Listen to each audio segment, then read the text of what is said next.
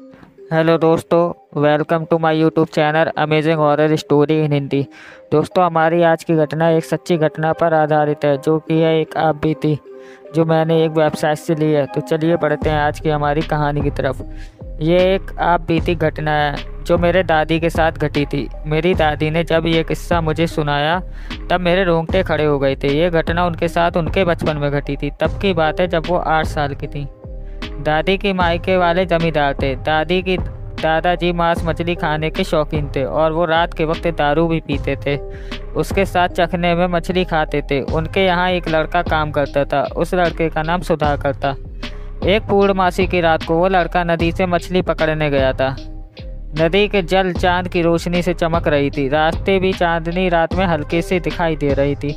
दादी ने खेलते खेलते नदी के पास चली गईं और जब वो सुधाकर को मछली पकड़ते हुए देख लिया तो वो उनके पास चली गईं। सुधाकर ने उन्हें देखकर घर वापस चले जाने को कहा, पर दादी जिद पर अड़ी रहीं कि वो भी वहीं बैठकर मछली को टोकरी में भरेंगी। जब वो नहीं मानी तब सुधाकर ने ज़बरदस्ती एक हाथ में दादी को और दूसरे हाथ में मछली से भरी हुई टोकरी को पकड़ के चलने लगा। तभी दादी को दिल को दहला देने वाला एक और भयानक दृश्य देखने को मिला। अभी ये बात बोलते वक्त मुझे डर लग रहा है। वहाँ पर बड़े बड़े बांस के पेड़ थे। वो बांस के पेड़ एकदम से अचानक एक साथ नीचे सो गए और धड़ाम से बारिश की बूंदों की तरह रेत पर बरसने लगे। ऊपर से फिर एक साया उनका पीछा करते हुए आ रहा था। थोड़े दूर तक एक अजीब सी चीखने की आवाज़ सुनाई दे रही थी। सुधाकर कुछ बड़बड़ा रहा था, शायद हनुमान चालीसा बोल रहा था। उसने टोकरी से कुछ मछली वहाँ फेंक दी। तभी कुछ क्षण के बाद वो पेड़ फिर से ऊपर उठ गए और वो आवाज़ और सुनाई नहीं दी।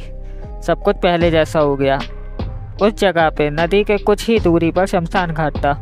वहाँ के लोगों का कहना था जो भी लोग वहाँ मछली पकड़ने जाते थे अपनी टोकरी से कुछ मछली वहाँ फेंक के सीधे मुंह आते थे। कोई पीछे मुड़कर दोबारा नहीं देखता था।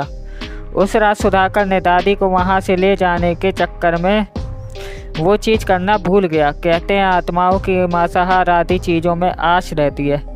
तभी ये बात दादी के सामने आ गई। हालांकि वो इन आत्मा वात्मा आदि चीज़ों में विश्वास नहीं करती थी, लेकिन वो चीज़ हमेशा ही उनके जहन में रह गया।